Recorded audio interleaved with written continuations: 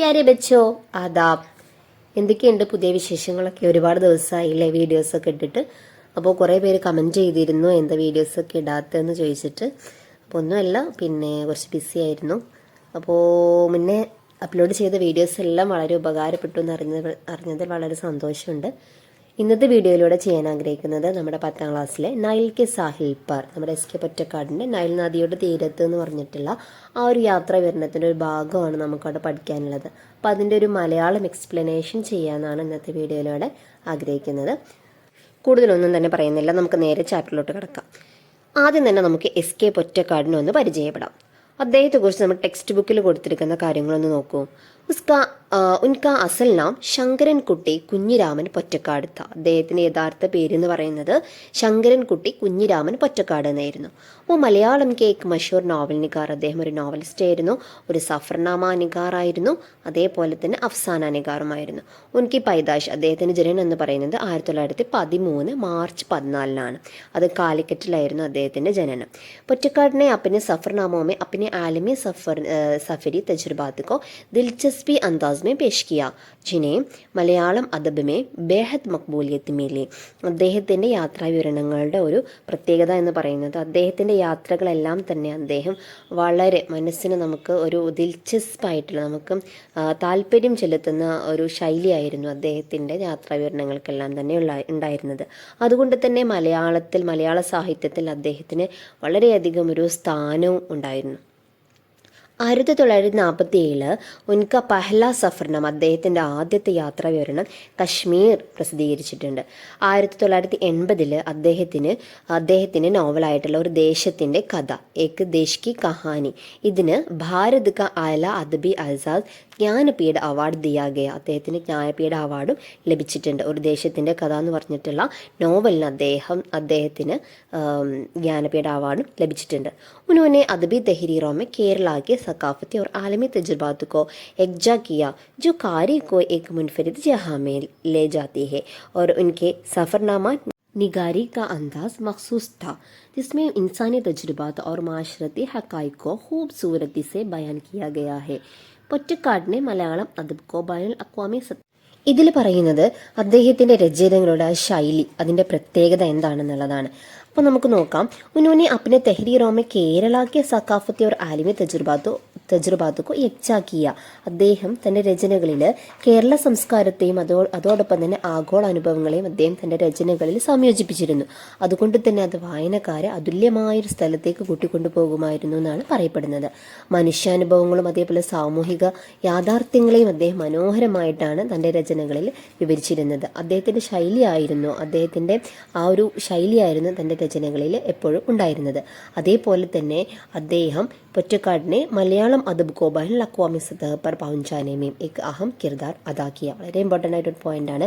മലയാള സാഹിത്യത്തിലെ അന്താരാഷ്ട്ര തലത്തിലേക്ക് കൊണ്ടുവരുന്നതിൽ പൊറ്റക്കാടിൻ്റെ ഒരു പ്രധാന പങ്ക് ഉണ്ടായിരുന്നു എന്നുള്ളതാണ്. പിന്നെ അദ്ദേഹത്തിൻ്റെ മരണം എന്ന് പറയുന്നത് 1982 ഓഗസ്റ്റ് 2 അദ്ദേഹം മരിച്ചിട്ടുള്ളത്. ഇനി നമുക്ക് ചാപ്റ്റർ ഒന്ന് നോക്കാം. നൈൽ കെ സാഹിൽ പർ, അതായത് നൈൽ നദിയുടെ തീരത്ത്. മിസ്ർ സിർഫ് ഖദീം ആസാർ और तारीख़ इमारत का नाम नहीं, बल्कि फितरत के हसीन मनाजिर का भी गहवारा है. नाइल नदी के सरसब्ज वादियों से लेकर सहरा के वसी रेत के टेलों तक मिस्र की फितरत ने हमेशा से इंसानों को अपनी तरफ मुतवज्जा किया है. मलयालम के मशहूर अदीब इसकी പൊറ്റക്കാട് के लिखे हुए सफ़रनामा का एक हिस्सा മുലാഹിസ ഹുവ. നോക്കാം അല്ലേ. മിസ്ർ എന്ന് പറയുന്നത് ഈജിപ്തിനെയാണ്. മിസ്ർ എന്ന് പറയുന്നത് സിർഫ് ഖദീം ആസാർ ഓർ താരീഖ് ഇമാറാത്ത് കാ നാം നഹി, അതായത് ഈ മിസ്ർ എന്ന് പറയുന്നത് പുരാതന സ്മാരകം. ഖദീം ആസാർ എന്ന് പറഞ്ഞാൽ എന്താണ്? പുരാതന സ്മാരകങ്ങൾ. അതേപോലെ താരീഖ് ഇമാറത്ത് എന്ന് പറഞ്ഞാലോ നമ്മുടെ ചരിത്ര സ്മാരകങ്ങൾ അല്ലേ. അപ്പോൾ ഈ മിസ്ർ എന്ന് പറയുന്ന, ഈജിപ്ത് എന്ന് പറയുന്ന പുരാതന സ്മാരകങ്ങളെ അതേപോലെ തന്നെ ഈ താരീഖ് ഇമാറാത്തുകളുടെ പേരിൽ മാത്രമല്ല അതിൻ്റെ ഫിത്രത്തിക്ക് ഹസീൻ മനാസിർ കബി ഗഹ്വാരാഹെ, അതായത് പ്രകൃതിയുടെ ആ ഒരു ഭംഗി, അതിൻ്റെ ആ ഒരു മനാസിർ, ആ ഒരു കാഴ്ചയും നമ്മുടെ ഈജിപ്തിൻ്റെ ഒരു പ്രത്യേകതയായിട്ടാണ് പറയുന്നത്. നൈൽ നദിക്ക് സർസബ്സ് വാദിയോം സെ ലേക്കർ, എങ്ങനെയാണ് ഇതിൻ്റെ ആ ഒരു ഭംഗി എന്നുള്ളതാണ് അടുത്ത ലൈനിൽ പറയുന്നത്.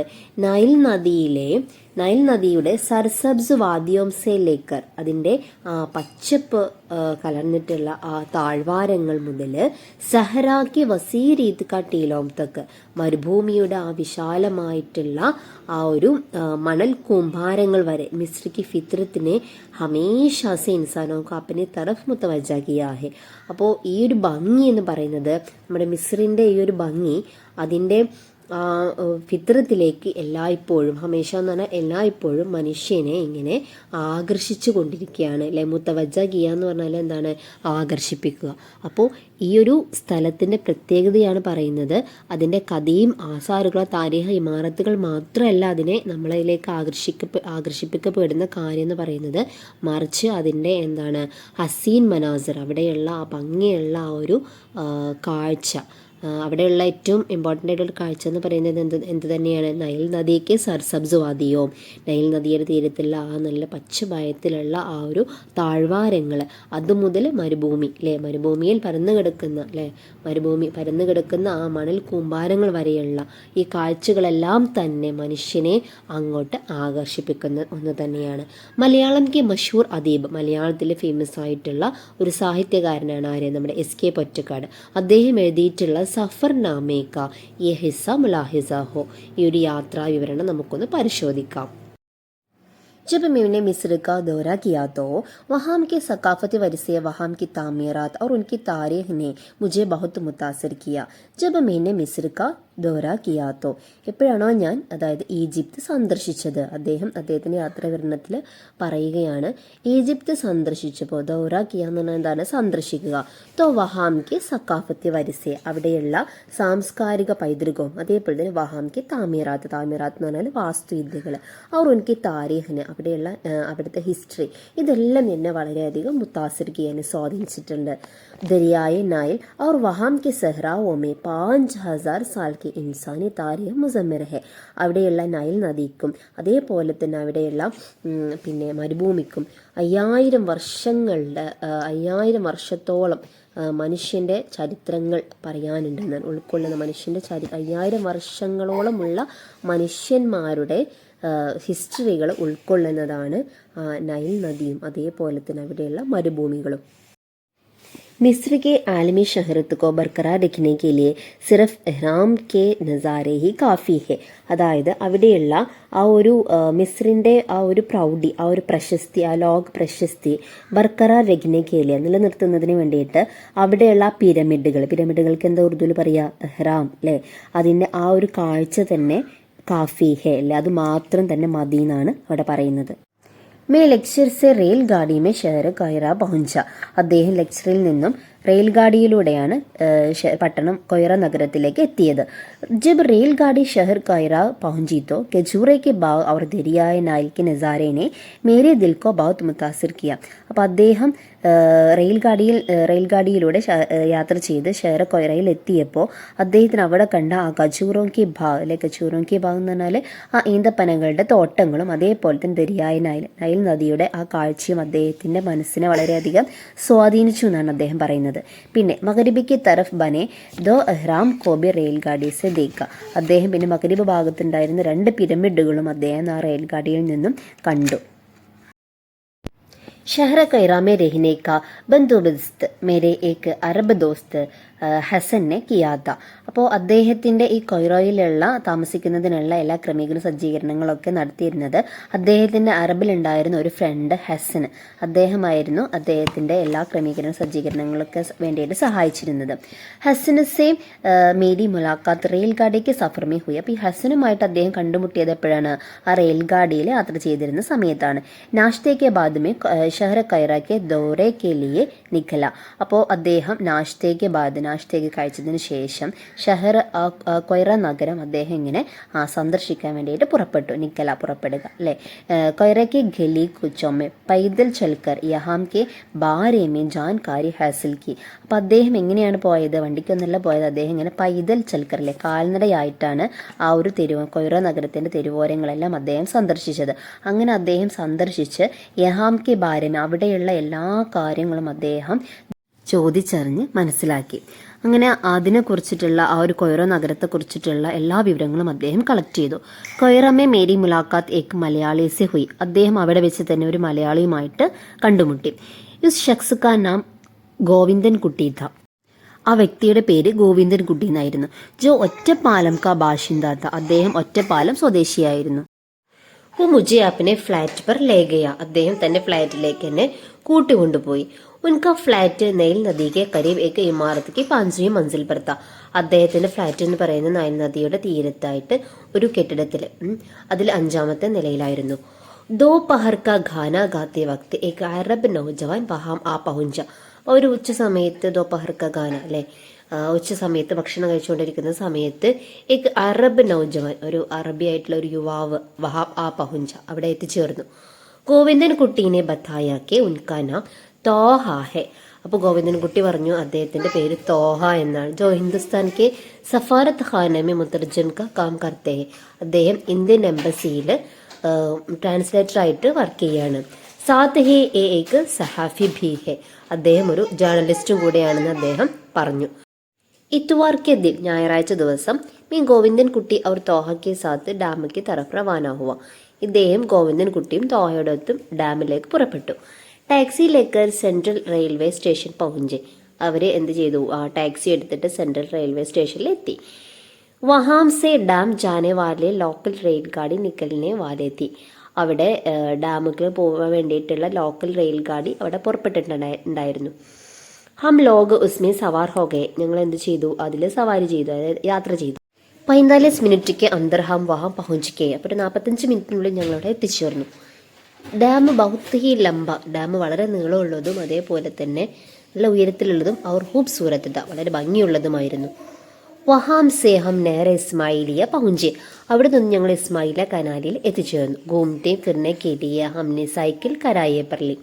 അപ്പം ഞങ്ങൾ ചുറ്റിക്കറങ്ങാൻ വേണ്ടിയിട്ട് ഞങ്ങൾ സൈക്കിൾ കരായെ പർലി, സൈക്കിൾ വാടകയ്ക്ക് എടുത്തു. കരായെ പർലി എന്ന് പറഞ്ഞാൽ എന്താണ്, വാടകയ്ക്ക് എടുക്കുക. നെഹ്റിക്ക് കിനാരം സെ ഗുസർത്തെ ഹുയെ ഗാവോക്ക് ഖൂബ്സൂരത്തി കാ ലുത്ഫ് ഉഠായ.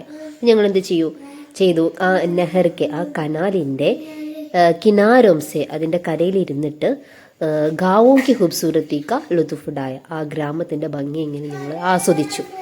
നീല വസീ ദരിയ और पुरसुकून ഫിസ ആങ്കോം കോ മസ്റൂർ കർ രഹേ थे. അപ്പോൾ ഈ നീല നിറത്തിലുള്ള വിശാലമായിട്ടുള്ള ആ നദിയും അതേപോലെ തന്നെ അവിടെയുള്ള പുർസുക്കൂൻ ഫിസ ശാന്തമായിട്ടുള്ള ആ അന്തരീക്ഷവും ഞങ്ങളുടെ കണ്ണുകൾക്ക് ഇമ്പമുള്ളതായിരുന്നു. തോഹ കെ ഖയാൽ ജാഹിർ കിയാ കെ ദരിയായ നൈൽ മേ കശ്തി കാ സഫർ ബി ഖൂബ് രഹേഗ. അതായത് തോഹ ഇങ്ങനെ അഭിപ്രായപ്പെട്ടു, അദ്ദേഹം ഇങ്ങനെ തൻ്റെ ഒരു ആഗ്രഹം പ്രകടിപ്പിക്കുകയാണ്. അതായത് ദരിയയിലൂടെയുള്ള നൈൽ നദിയിലൂടെയുള്ള പിന്നെ തോണിയാത്ര വളരെ രസകരമായിരിക്കുമെന്ന്. ഹംനെ ഏക്ക് ഗണ്ടേ കേലിയ തഫ്രീഹി കശ്തി കരായ പർലി. അപ്പം ഞങ്ങൾ എന്ത് ചെയ്തു, അതിൽ യാത്ര ചെയ്യാൻ വേണ്ടിയിട്ട് ഒരു കശ്തിയും വാടകയ്ക്ക് എടുത്തു. എന്നിട്ട് ഞങ്ങൾ വിനോദത്തിന് വേണ്ടിയിട്ട് അങ്ങനെ ആ ഒരു മണിക്കൂർ ഞങ്ങളതിലും പിന്നെ കശ്തിയിലും യാത്ര ചെയ്തു. കഷ്തിക ഈ സഫർ മേ ജിന്ദഗി ഭർ നഹീം ബോൽ സക്ത. കഷ്തിയിലുള്ള ഈ ഒരു യാത്ര എനിക്കൊരിക്കലും മറക്കാനായിട്ട് സാധിക്കില്ല. वसी नीले दरिया के सीने को चीरते हुए जो नज़ारे मैंने देखे वो ख्वाबों का मानंद थे. बादबानी कश्तियाँ अपने परों को फैलाए नीले पानी में तैर रही थे. ഇതിൽ പറയുന്നത് ഈ വസീ നീലെ ദരിയാക്ക് സീനേക്കോ ചേർത്തെ ഹുയെ ജോ നസാരെ, അതായത് ഈ നീല നിറത്തിലുള്ള ഈ വിശാലമായ നൈലിലൂടെ സഞ്ചരിക്കുമ്പോൾ ഞാൻ കണ്ട കാഴ്ചകൾ ഒരു സ്വപ്നം പോലെയാണ് എനിക്ക് തോന്നിയത്. ഖ്വാബോം കി മാനന്ദത്തെ ബാദ്ബാനി കഷ്തിയം അപ്പനെ പെരോം കോ ഫൈലായെ നീലെ പാനി മേ തേർ രഹി തി. ബാദ്ബാനി കഷ്തിയ എന്ന് പറഞ്ഞാൽ പായക്കപ്പൽ. ഈ പായക്കപ്പൽ അതിൻ്റെ ചിറകുകളിങ്ങനെ അതിൻ്റെ ചിറകുകളൊക്കെ ഇങ്ങനെ വീശിക്കൊണ്ട് ആ നീലെ പാനിമേ തയ്യറഹീത്തി, ആ നീല നദിയിലിങ്ങനെ നീന്തിക്കൊണ്ടിരിക്കുകയായിരുന്നു. അടുത്തത് ഘൂംതി ഘൂംതി ഷാം ഹോ ചുക്കിത്തി. അങ്ങനെ അവർ ചുറ്റിക്കറങ്ങി വൈകുന്നേര സമയമായി. സ്റ്റേഷൻക്ക് തരഫ് ജാത്തെ ഹുയെ താഹാനെ കഹ. അപ്പോൾ സ്റ്റേഷൻ്റെ ഭാഗത്തേക്ക് പോകുന്നതിനായിട്ട് താഹ ഇങ്ങനെ പറഞ്ഞു, ഹം കാർ റെയിൽഗാഡി സൈക്കിൾ അവർ കഷ്തി വൈരാക്ക മസാല ചുക്കേ ഹെ. അതായത് നമ്മൾ കാറിൽ യാത്ര ചെയ്തു, അതേപോലെ തന്നെ റെയിൽ ഗാഡിയിലും സൈക്കിളിനെ അതിൽ കഷ്തിയിൽ ഇതൊക്കെ ഇതിൻ്റെയൊക്കെ ടേസ്റ്റുകൾ നമ്മൾ രുചിച്ചറിഞ്ഞു. അതേപോലെ തന്നെ നെക്സ്റ്റ് പൈതൽ ബി ചലേഹെ, നമ്മൾ കാൽനടയായിട്ടും പോയിട്ടുണ്ട്. അബ് ഹം റെയിൽവേ സ്റ്റേഷൻ ജാനെ കേലേക്ക് നയി സവാരി ലെങ്കെ. ഇനി നമുക്ക് റെയിൽവേ സ്റ്റേഷനിലെത്താൻ വേണ്ടിയിട്ട് പുതിയൊരു യാത്ര ചെയ്താലോ? മീനെ ഹൈരിയത്ത് സി പൂച്ച. അപ്പം ഞാൻ വളരെ ആശ്ചര്യത്തോടു കൂടെ ചോദിച്ചു, കോൺസി സവാരി, എന്ത് യാത്രയാണത്? താഹാനെ ബഡീ സഞ്ജീദഗി സെ ജവാബ് ദിയ. അപ്പോൾ അദ്ദേഹം വളരെ സഞ്ജീദഗി സെ എന്ന് പറഞ്ഞാൽ വളരെ ഗൗരവത്തോടു കൂടെ ഉത്തരം നൽകി, ഗദ്ദ സവാരി അല്ലേ, കഴുത സവാരി. ഹംനെ ഗദ്ദോം കോ കരായെ പറലേ, ഞങ്ങൾ കഴുതയെ വാടകയ്ക്കെടുത്ത് അവർ സ്റ്റേഷനിക്ക് തരഫ് ചൽപ്പടെ, അങ്ങനെ സ്റ്റേഷൻ്റെ ഭാഗത്തേക്ക് ഞങ്ങൾ നടന്നു നീങ്ങി.